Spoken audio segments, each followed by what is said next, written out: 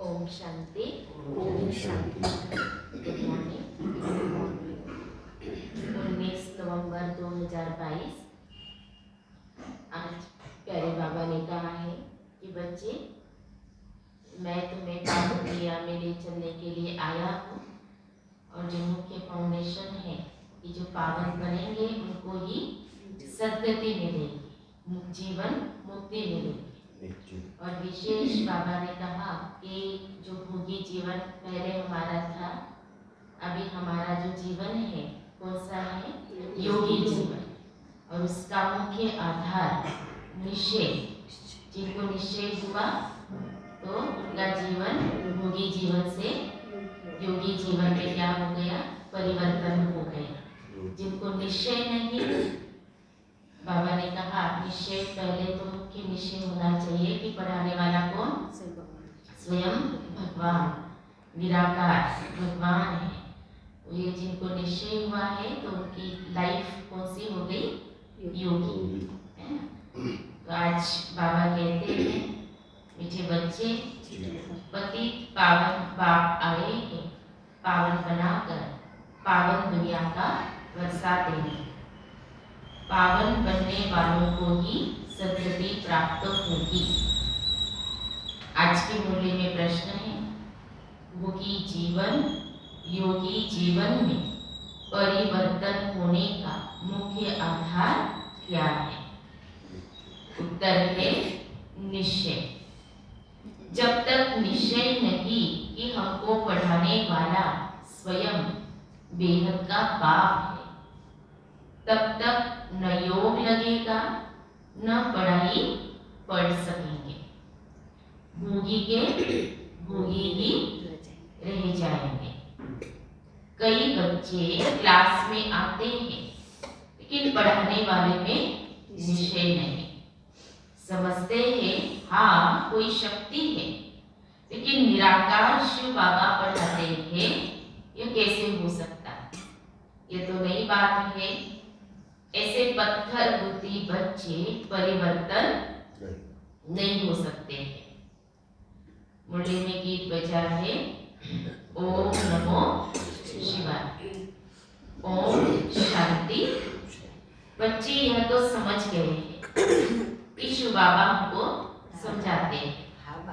घड़ी घड़ी तो नहीं कहेंगे भगवान वाच। यह तो कायदा नहीं कि घड़ी घड़ी अपनी महिमा कर रही है। शिव बाबा जो सबका बाप है, वह हम बच्चों को बैठ समझाते हैं। भविष्य 21 जन्मों के लिए अटल अखंड दैवी स्वराज प्राप्त कराते हैं। जैसे स्कूल अथवा कॉलेज में बच्चे चाहते हैं कि टीचर हमें आप समान बैरिस्टर बना रहे हैं, एम ऑब्जेक्ट है। जिस कॉलेज में एडमिशन लिया होगा तो वही लक्ष्य और वही बनेंगे। तो बाबा ने कहा बाकी सत्संगों में जो जाते हैं वेद शास्त्र आदि सुनने के लिए, उससे तो कुछ मिलता नहीं है। इसलिए टीचर फिर भी अच्छे होते हैं। क्यों अच्छे होते टीचर? क्योंकि जो शरीर निर्वाह अर्थ कोई जिस्मानी विद्या सिखलाते हैं, जिससे क्या होता है? आजीविका होती है। और बाकी सब दुर्गति ही करते हैं। तो बाबा ने कहा, अगर सुनेंगे तो बाबा ने कहा, और सत्संगों में तो जाते हैं कि इससे बाबा ने कहा कि टीचर फिर भी अच्छा है, मतलब खुद के पैरों पर खड़ा करना सिखलाते हैं। तो बाकी सब दुर्गति ही करते हैं। बच्चे शादी न करना चाहे तो बाप कहेगा कि वर्षा भी नहीं मिलेगा, जहाँ चाहे वहां चले जाओ। और यहाँ तो बाप अमृत भी पिलाते हैं और वर्षा भी देते हैं। कहते हैं कि पवित्र बनो तो पवित्र दुनिया के मालिक बनेंगे। कितना फर्क है किसमें? तो उस बाप ने कहा कि शादी नहीं करेंगे तो वर्षा नहीं मिलेगा, और बाबा कहते मैं तो अमृत भी पिलाता हूँ और वर्षा भी देता हूँ। तो कितना फर्क है। किसमें? हद के बाप में और बेहद के बाप में। तो वह रात में ले जाते और यह दिन में ले जाते। यह है ही पतित पावन। कहते भी हैं कि सद्गति दाता एक है जो आकर सबकी सद्गति करते हैं। फिर दुर्गति किसने की? यह नहीं जानते। बाप समझाते हैं सब आसुरी मत वाले हैं। यहाँ आते हैं असुरों से देवता बनने। यहाँ किसलिए आए हैं हम सभी? असुरों से देवता बनने। अभी असुर से क्या बन गए? ब्राह्मण। ब्राह्मण से फरिश्ता, फरिश्ता से देवता। बाबा ने कहा यह इंद्रप्रस्थ है। कई असुर भी छिपकर आए बैठते हैं। सब सेंटर्स पर ऐसे छिपे असुर विकारी बहुत आते हैं। फिर घर में जाकर विष पीते हैं। दो काम तो चल न सके। बाबा ने कहा उनके लिए वो पत्थर बुद्धि बन पड़ते हैं। बाप को पहचानते ही नहीं, निश्चय बिल्कुल ही नहीं कि हमको बेहद का बाप पढ़ाते हैं। ऐसे ही आकर बैठ जाते हैं। तो उनकी निशानी बाबा ने बताई। तो न योग लगेगा न पढ़ाई पढ़ सकते हैं। भोगी के भोगी ही होंगे। बहुत समझते हैं कि कोई शक्ति है, बस निराकार शिव बाबा कैसे आ सकता है? कोई शास्त्र में भी लिखा हुआ नहीं है। तो यह है नई बातें। गाते भी है शिव जयंती, परंतु पत्थर बुद्धि होने के कारण समझते नहीं है। शिव है तब तो सब भक्त याद करते हैं, कहते भी है शिवाय नमः। समझते वह परम धाम में रहते हैं। हमारा बाप भी है परम पिता, तो वह सबका फादर हो गया ना। भारत में ऐसे भी है जो फादर को नहीं मानते हैं। तो मनुष्यों को समझाना बहुत मुश्किल है। मनुष्य तो यह भी नहीं समझते कि अभी दुर्गति का समय चल रहा है। भक्ति मार्ग में पहले अव्यभिचारी भक्ति थी, अब व्यभिचारी बन गई। व्यभिचारी और अव्यभिचारी में कितना अंतर है। तो बाबा कहते वह पाप आत्मा वह पुण्य आत्मा। अव्यभिचारी भक्ति है ही सच्ची भक्ति। उस समय यानी द्वापर में मनुष्य सुखी भी रहते हैं, धन दौलत आदि सब रहता है। कलयुग में जास्ती दुर्गति को पाते हैं। जब व्यभिचारी भक्ति में आते हैं तब विकारी भी बहुत बनते जाते हैं। दिन प्रतिदिन बाबा ने कहा विकार भी जोर भरते जाते हैं। हर चीज सतो प्रधान से तमो प्रधान। तो विकार के लिए भी बाबा ने कहा पहले सतो प्रधान विकार थे, अभी तमो प्रधान विकार है। सब बिल्कुल ही तमो प्रधान है। घर घर में कितने झगड़े हैं। शिव बाबा बैठ बच्चों को समझाते हैं श्री कृष्ण तो बाप नहीं ठहरा, कोई की भी बायोग्राफी नहीं जानते हैं। यह है पतित पावन। परम पिता परमात्मा को मानते हैं कि वह ज्ञान का सागर है। पानी का सागर थोड़ी पतित पावन नॉलेजफुल है। मनुष्य तो पानी के सागर से निकली हुई पानी की नदियों को क्या समझ लेते? पतित पावनी समझ लेते हैं। इसे पूछना चाहिए कि जैसे गीता के भगवान का ऑक्यूपेशन पूछा जाता है, निराकार परम पिता परमात्मा है रचयिता और श्री कृष्ण है रचना। अब बताओ गीता का भगवान कौन? भगवान तो एक को ही कहेंगे, फिर व्यास को भगवान कैसे कह सकते हैं? तो बाबा ने कहा ऐसे ऐसे प्रश्न पूछना चाहिए। पतित पावन परम पिता परमात्मा ज्ञान का सागर है, उनसे यह ज्ञान गंगाएं कैसे निकलती है? ये भी प्रश्न पूछना चाहिए। परम पिता परमात्मा ब्रह्मा मुख कमल द्वारा ब्राह्मण मुख वंशावली रचते हैं। उन्हों को ब्रह्मा मुख से ज्ञान मिल रहा है, जिससे सदगति को पाते हैं। अब पानी के सागर से पावन बनते हैं व ज्ञान सागर से किससे पावन बनते हैं? पानी से मनुष्य तो पावन हो न सके, तो यह पहेली भी पूछनी पड़े। इनको पूछने से पावन दुनिया का मालिक बन सकते हैं। बुलाते तो उनको ही है कि हे पतित पावन सीताराम, फिर गंगा में स्नान आदि करते हैं। तो यह पहेली भी ऐड करनी चाहिए। कौन सी? पावन किससे बनते हैं?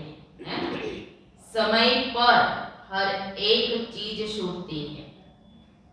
जैसे गीता के भगवान वाली पहेली है, वैसे यह भी पहेली है ना। ख्याल चलते तो है ना, क्या ऐसी चीजें बनाए जो मनुष्य सदैव अपने पास यादगार रखे।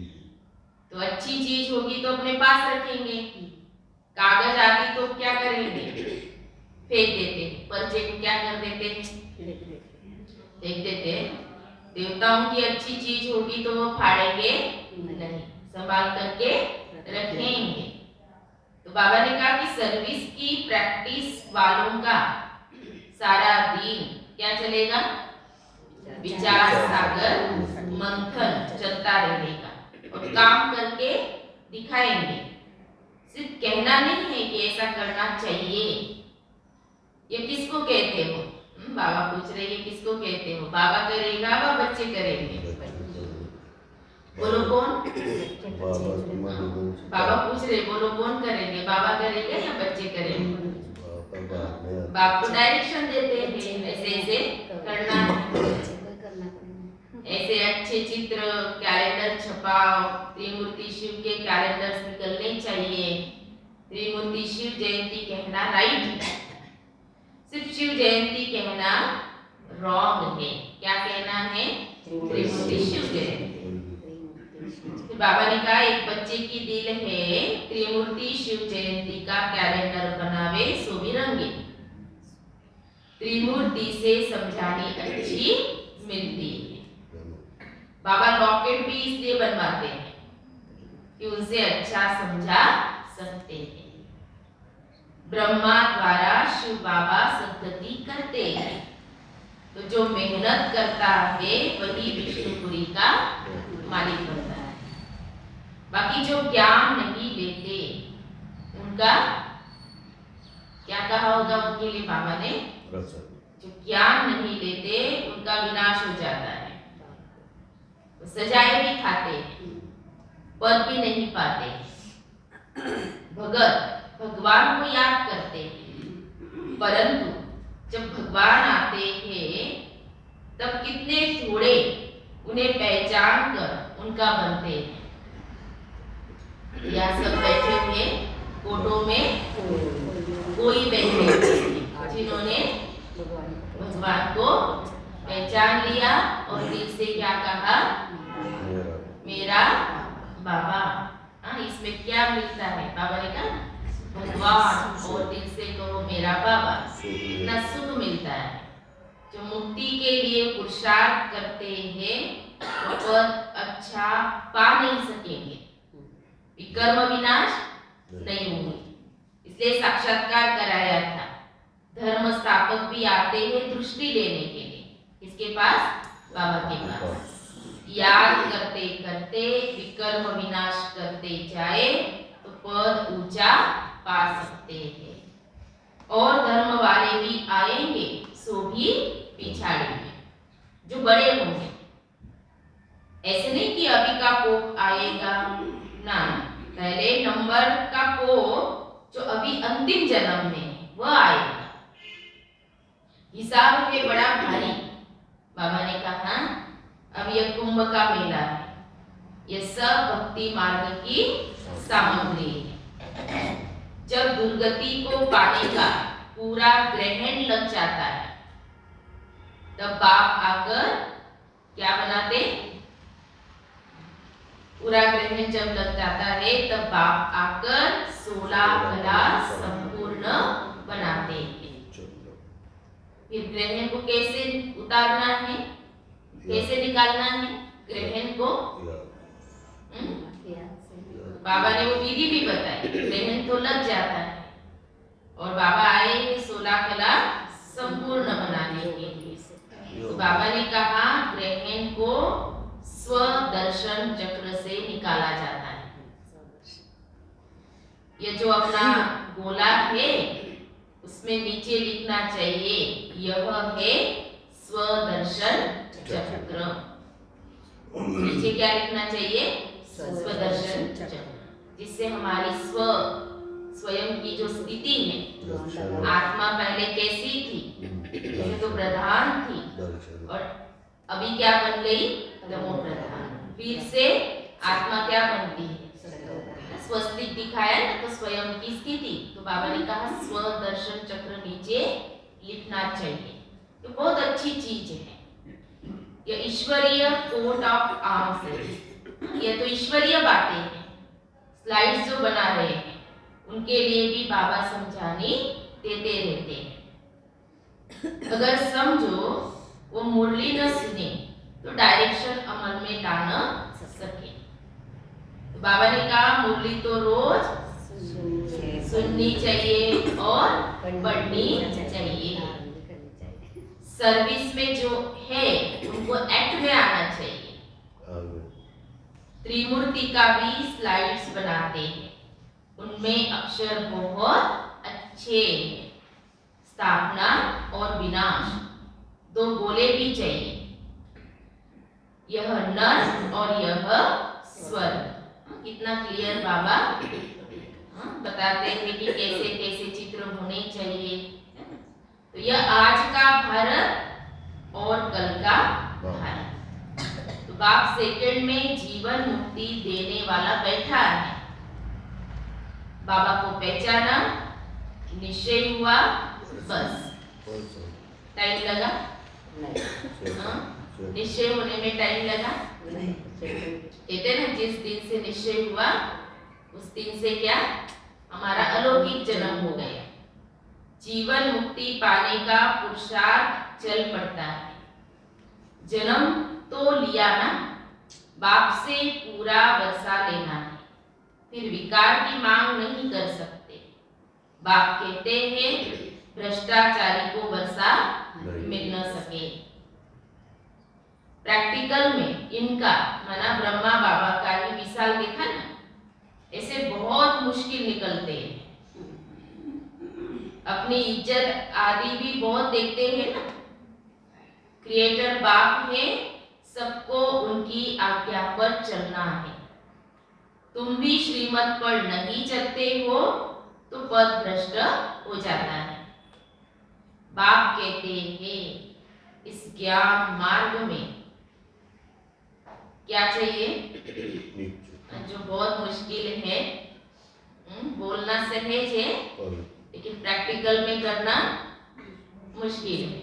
इस ज्ञान मार्ग में नष्ट मोहा अच्छा चाहिए। बाबा की आज्ञा मिली हुई है। जो बच्चे आज्ञाकारी नहीं वह कपूत है, वह बच्चा नहीं। पवित्रता की आज्ञा तो अच्छी है ना। राजयोग तो बाप अभी सिखलाते हैं। मनुष्य तो बेचारे समझते नहीं, और बच्चों में भी मनुष्य तो बेचारे समझते ही नहीं, लेकिन बच्चों में भी नंबर भार पुरुषार्थ अनुसार समझते हैं। बाप इतना डायरेक्शन देते हैं, कोई बच्चे मुश्किल करके दिखाते हैं। बाप कहते हैं, बाबा ने विशेष क्या कहा कि त्रिमूर्ति का कैलेंडर बनाना है। तो बाबा ने कहा कोई बच्चे मुश्किल मुश्किल करके दिखाते। सारा मदार थे त्रिमूर्ति शिव के चित्र पर। आज बाबा ने क्या कहा, किस पर मदार है सारा? त्रिमूर्ति शिव के चित्र पर। लिखा हुआ है ब्रह्मा द्वारा स्थापना।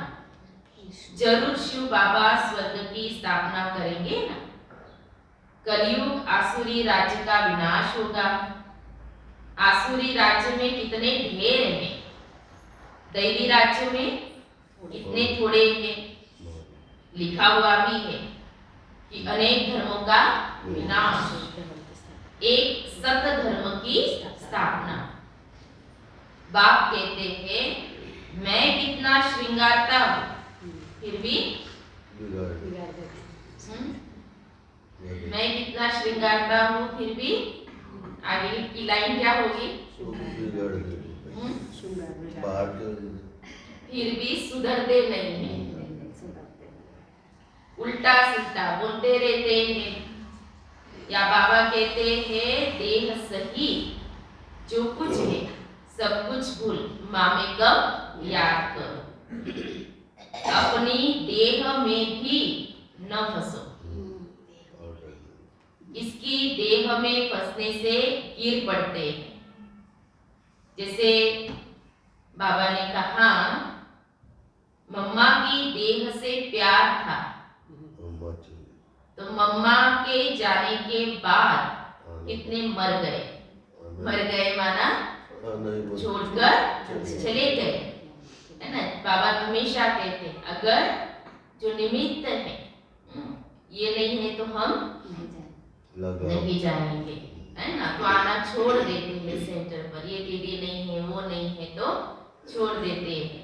तो बाबा ने कहा कि वो नाम रूप में फंसे हुए थे, इसके कारण, है ना। बाकी कितना कहते हैं कि देह अभिमानी मत बनो, माँ में कम याद करो। तुम इस ब्रह्मा के शरीर को भी याद नहीं करो। बाबा इतना तक कहते हैं कि ब्रह्मा के शरीर को भी याद नहीं करो।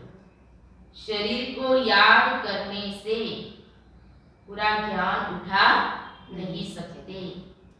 देही अभिमानी बनने में बहुत मेहनत है। आत्म अभिमानी स्थिति बनाने में मेहनत लगती है। बाप की याद में रहना यह बहुत क्या है? मुश्किल है, डिफिकल्ट है। ज्ञान तो बहुत अच्छा सुनाते। बाबा ने कहा बाबा हमेशा कहते हमारी जो लाइफ है 8 घंटा वाली नहीं, 10 घंटा वाली नहीं। हमने इतना योग किया नहीं, लेकिन पूरी लाइफ हमारी क्या है? योगी जीवन, है ना। योग में मुश्किल रहते हैं। जितना रुस्तम उतना माया के तूफान आएंगे। किसी न किसी के नाम रूप में फंस धोखा खा लेते हैं। इसमें बड़ी खबरदारी चाहिए। योग में ही बड़ी मेहनत है। नॉलेज तो सहज है, योग में ही घड़ी घड़ी भूल जाते हैं। इसलिए बाप कहते हैं विक्रमार्जित कैसे बनेंगे। योग में रखो तो पाप भी नहीं होंगे, नहीं तो 100 गुना हो जाता है। और यहाँ तो खुद धर्मराज और बाप दोनों साथ हैं। इसलिए खुद कहते हैं कि बाप के आगे कोई पाप नहीं करना, नहीं तो 100 गुना दंड बढ़ जाएगा। उस दिन बाबा ने कहा शिव बाबा तो अंतर्यामी हैं, भले ब्रह्मा नहीं जानते लेकिन शिव बाबा हर बात जानते हैं, ऐसे बाबा ने कहा। तो ब्रह्मा बाबा को सुनाएंगे तो शिव बाबा भी जान जाएंगे।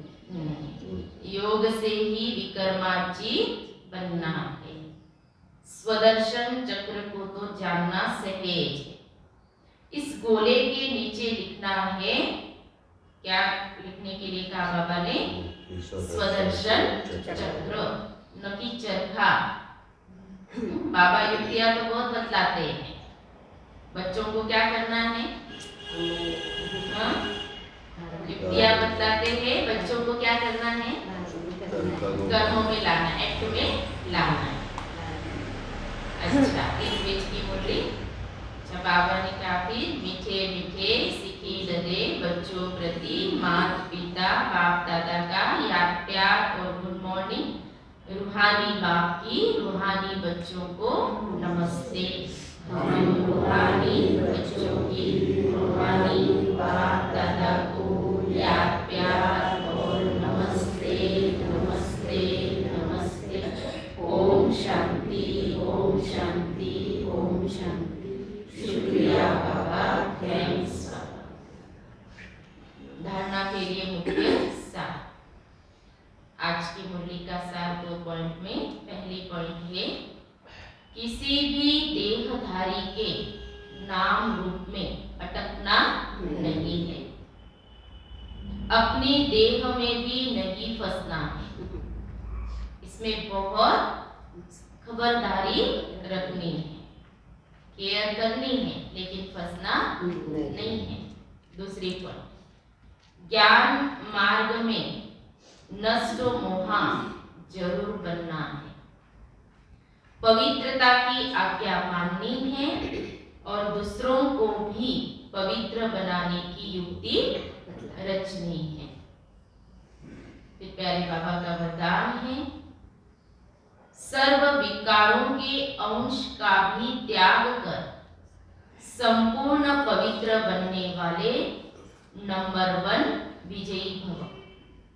सर्व विकारों के अंश का भी त्याग कर संपूर्ण पवित्र बनने वाले नंबर 1 विजयी भव। संपूर्ण पवित्र वह है जिसमें अपवित्रता का अंश मात्र भी न हो। पवित्रता ही ब्राह्मण जीवन की पर्सनालिटी है। ये पर्सनालिटी की सेवा में सहज सफलता दिलाती है। लेकिन यदि एक भी विकार का अंश है तो दूसरे साथी भी उसके साथ जरूर होंगे। जैसे पवित्रता के साथ सुख शांति है, ऐसे अपवित्रता के साथ पांचों विकारों का गहरा संबंध है। इसलिए एक भी विकार का अंश न रहे तब नंबर 1 विजयी बनेंगे। स्लोगन है, हिम्मत का एक कदम रखो तो 1000 गुना मदद मिल जाएगी।